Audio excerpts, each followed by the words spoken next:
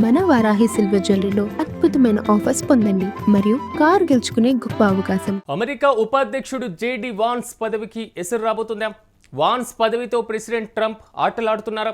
Iran America మధ్య కాల్పుల విరమణ ఒప్పందం జరిగినటువంటి నేపథ్యంలో ఇస్లామాబాద్ వేదికగా రెండో దశ శాంతి చర్చలు ప్రారంభం కానున్నాయి. అయితే ఈ నేపథ్యంలో అమెరికా ఉపాధ్యక్షుడు జేడి వాన్స్ రంగంలోకి దిగారు. ఇక మిసైల్స్ వాడకం పైన ఇరాన్ను ఒప్పించడమే లక్ష్యంగా మాత్రం వాన్స్ ప్రయత్నాలు చేస్తున్నారు. ఈ నేపథ్యంలో ఇరాన్తో చర్చలు ఫలించడం పైన కూడా వాన్స్ భవిష్యత్తు ఆధారం పడి ఉండేటువంటి అవకాశాలు అయితే చాలా స్పష్టంగా కనబడుతున్నాయి. అయితే చర్చలు సఫలమైతే క్రెడిట్ నాదేనంటున్నారు ట్రంప్. కానీ వైఫల్యానికి వాన్సే బాధ్యుణ్ణి చేస్తానంటున్నారు ట్రంప్. కానీ ప్రధానంగా ట్రంప్ షరతులతో రాజకీయంగా ఇరకాటంలో పడ్డారు జేడి వాన్స్. చర్చలు తేడా కొడితే మాత్రం వాన్స్ పదవి అవుట్ అయ్యేటువంటి పరిస్థితులు కనబడుతున్నాయి. రాజ్యాంగ సవరణ 25 ప్రకారం ట్రంప్ పదవికి కూడా ఎసరొచ్చేటువంటి పరిస్థితులు. ఈ నేపథ్యంలో జేడి వాన్స్తో ముప్పు ఉందని భావనలో కూడా ట్రంప్ కనబడుతున్నటువంటి నేపథ్యం. యుద్ధ సమయంలో ఆర్మీ చీఫ్ ఆఫ్ స్టాఫ్ అయినటువంటి రాండీ జార్జిన్ కూడా అవుట్ చేసినటువంటి పరిస్థితి, ఆయన కూడా తప్పించినటువంటి సిచ్యువేషన్ మనం చూసాం. ఈ నేపథ్యంలో ఇప్పుడు జరుగుతున్నటువంటి తాజా చర్చలు ఒకవేళ ఫలిస్తే ఆ క్రెడిట్ మొత్తం ట్రంప్కి వెళ్తున్నటువంటి పరిస్థితి. ఒకవేళ సఫలం కాకపోతే ఎవరైతే చర్చలకు వెళ్లారో అమెరికా తరపున ఉపాధ్యక్షుడు జేడి వాన్సే ఈ చర్చలు సఫలం కాకపోవడానికి కారణం అంటూ కూడా ఆయన్ని కూడా తప్పించేటువంటి వ్యూహంలో ఉన్నటువంటి పరిస్థితి.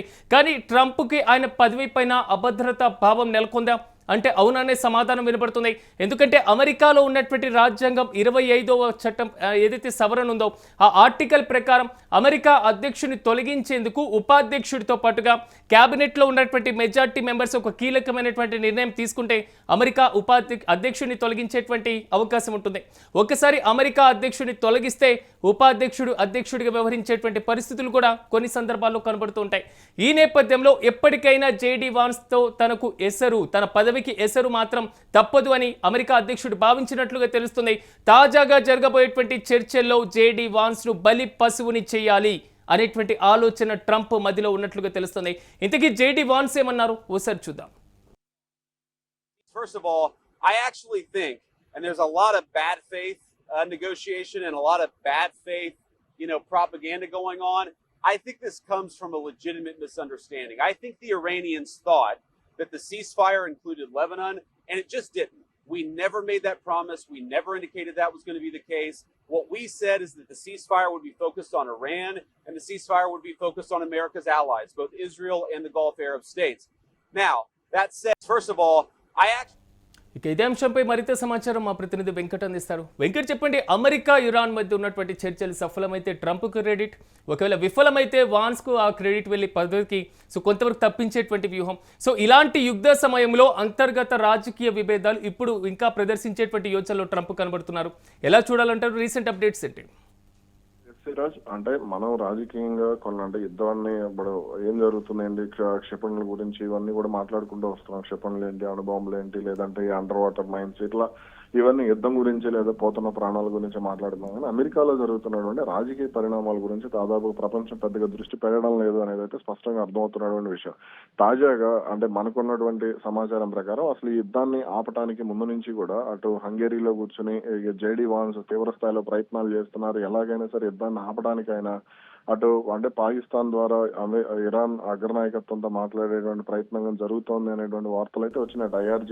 ఐఆర్జీసీ అధికార ప్రతినిధులతో కూడా జేడి వాన్స్ పాకిస్తాన్ తో మాట్లాడించారు అనేటువంటి ప్రచారం కూడా జరిగింది. అయితే ఇక్కడ ముఖ్యంగా అంటే తాజాగా రేపు జరగబోయే పాకిస్తాన్ రాజధాని ఇస్లామాబాద్ లో జరగబోయేటువంటి చర్చల్లో భాగంగా ఏప్రిల్ 11 జరగబోయేటువంటి చర్చల్లో భాగంగా ఇక్కడ ప్రధాన విషయం ఏంటి అంటే జేడి వాన్స్ అసలు యుద్ధాన్ని పూర్తిగా ఆపేసేయాలి. ముఖ్యంగా అయితే ఇక్కడ ఇరాన్ విషయంలో కూడా అంటే ఇరాన్ ఆత్మగౌరవానికి దెబ్బ తగలకుండా అంటే అటు అమెరికాకు ఇబ్బంది లేకుండా ఇటు ఇజ్రాయెల్కి ఇబ్బంది లేకుండా కొన్ని ప్రతిపాదనలు అయితే ఆయన తీసుకురావడం జరిగింది. అంటే ఇరాన్ తన మిసైల్స్ వాడకాన్ని తగ్గించేలాగా ఒప్పించడం, అదేవిధంగా శాశ్వత కాల్పుల విరమణ ఒప్పందాన్ని కుదర్చడమే ఇప్పుడు ఆయన ముందున్నటువంటి లక్ష్యంగా కనపడుతుంది.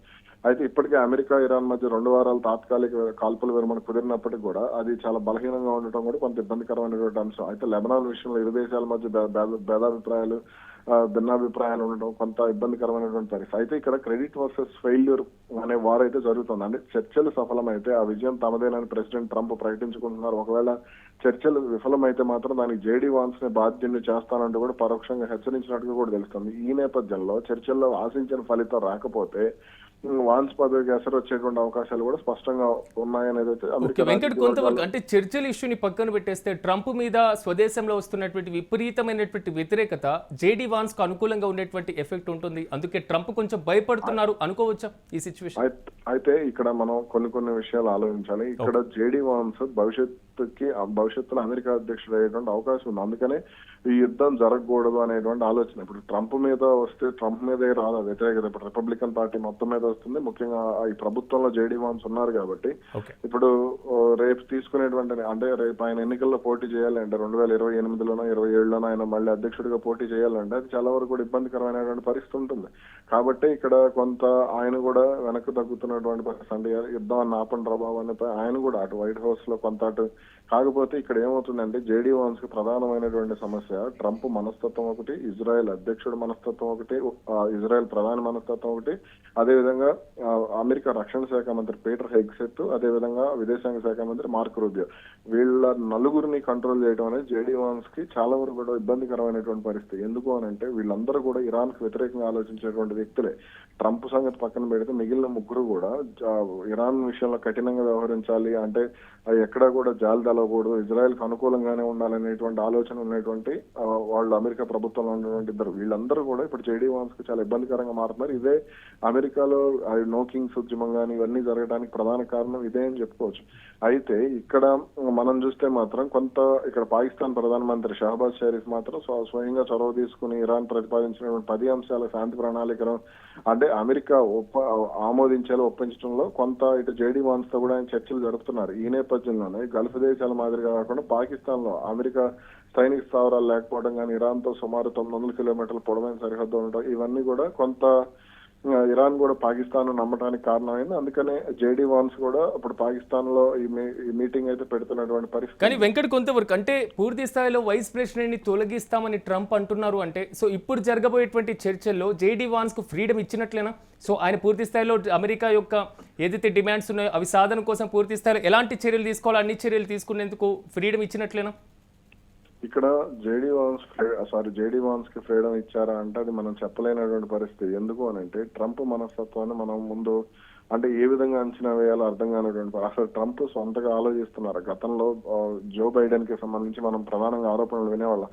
ఆయన మానసిక పరిస్థితి సరిగ్గా లేదు, ఆయన ఏదో ఆలోచిస్తూ ఉంటాడు, అంటే ఏదో అంటే అల్జీమర్స్ ఉంది, ఇట్లాంటి ఇవన్నీ ఉంటుంది. ఇప్పుడు ట్రంప్ మనస్తత్వం విషయంలో కూడా ఇదే ఆరోపణలు అటు వైట్ హౌస్ నుంచి కూడా కొంత వినపడుతున్నటువంటి పరిస్థితి ఉంది. అటు అమెరికా ప్రజలకు కూడా ఈయన ఆలోచన విధానంపై కొంత అనుమానాలు ఉన్నటువంటి పరిస్థితి ఉంది. కాబట్టి ఇక్కడ ఫ్రీడమ్ ఇస్తాడా అనేది చెప్పలేము. ఒకవేళ ఇప్పుడు ఫ్రీడమ్ ఇచ్చినా మళ్ళీ గంట తర్వాత ఏదో కండిషన్ పెట్టచ్చు. ఇప్పుడు మొన్న యుద్ధం విషయంలో మన డెడ్ లైన్ విషయంలో కూడా 4-5 సార్లు మార్చుకుంటూ వచ్చాడు కదా. కాబట్టి ఇలా ఏం ఆలోచిస్తాడు అనేది ట్రంప్ కి అర్థం కాదు, ట్రంప్ పక్కన ఉన్న వాళ్ళకి అర్థం కాదు. అప్పుడు జేడీ వాన్స్ కి ఫ్రీడమ్ లేనట్లే అని చెబుతాను నేను. అంటే ఒక దాన్ని ఏమంటారు మనం అంటే ఒక అగ్నిపర్వతం మీద కూర్చున్నట్టుగానే ఉంది జేడీ వాన్స్ పరిస్థితి అయితే. Okay, right Venkat, thank you. మొత్తం మీద అమెరికా ఉపాధ్యక్షుడు జేడీ వాన్స్ పదవికి ఎసరు రాబోతుందా? వాన్స్ పదవితో ప్రెసిడెంట్ ట్రంప్ ఆటలాడుతున్నారా? ఇరాన్ అమెరికా మధ్య కాల్పుల విరమణ ఒప్పందం, ఇస్లామాబాద్ వేదికగా 2వ దశ శాంతి చర్చలు కూడా జరగబోతున్నాయి. సో ఈ నేపథ్యంలో అమెరికా తరపున రంగంలోకి అమెరికా ఉపాధ్యక్షుడు జేడీ వాన్స్ వచ్చినటువంటి పరిస్థితి. సో మిసైల్స్ వాడకం పైన ఇరాన్ను ఒప్పించడమే లక్ష్యంగా వాన్స్ ప్రయత్నాలు చేస్తున్నారు. సో ఇరాన్తో చర్చల ఫలితంపైనే వాన్స్ భవిష్యత్తు ఆధారపడి ఉన్నట్లుగా తెలుస్తుంది. ఒకవేళ చర్చలు సఫలమైతే క్రెడిట్ నాదేనంటున్నారు అధ్యక్షుడు ట్రంప్. ఒకవేళ విఫలమైతే మాత్రం వాన్సేని బాధ్యుడిని చేయాలంటూ సో ఆయన కూడా తొలగించేటువంటి ఆలోచన చేస్తున్నారు ట్రంప్ షరతులతో మాత్రం రాజకీయంగా ఇరకాటంలో పడ్డారు జేడీ వాన్స్. సో చర్చలు తేడా కొడితే మాత్రం వాన్స్ పదవి పోయేటువంటి అవకాశం కనబడుతుంది. రాజ్యాంగ సవరణ 25 ప్రకారం ట్రంప్ పదవికి ఎసరు వస్తే మాత్రం జేడీ వాన్స్తో ముప్పు ఉందనేటువంటి భావనలో ట్రంప్ ముందు నుంచి కనబడుతున్నారు. సో ఈ నేపథ్యంలోనే యుద్ధ సమయంలోనే army chief of staff Randy జార్జ్ను కూడా పక్కన పెట్టేసినటువంటి వైనం, అలాగే వాన్స్ను కూడా పక్కన పెట్టేటువంటి ఆలోచన చేస్తున్నారా ట్రంప్? ఒకవేళ ఇదే నిజమైతే మాత్రం రేపు జరగబోయేటువంటి చర్చలు నిజంగా వాన్స్కు ఒక నల్లేరు మీద నడకగా సాగేటువంటి అవకాశం అయితే కనబడట్లేదు. ఇరు దేశాలను ఒకవైపు స్వదేశానికి సంబంధించినటువంటి డిమాండ్ల సాధన, మరోవైపు శత్రు దేశానికి సంబంధించినటువంటి డిమాండ్స్, ఈ మొత్తాన్ని బేరీజు వేసుకున్న తర్వాత ఇద్దరికి ఏదైతే సత్ఫలితాలు ఇచ్చేటువంటి ఒక డిమాండ్ల సాధన వైపు మాత్రమే ఒప్పందం చేసుకునే దిశగా అడుగులు వేయాల్సినటువంటి కఠినమైనటువంటి పరిస్థితి మాత్రం జేడీ వాన్స్కు ఎదురవుతుంది.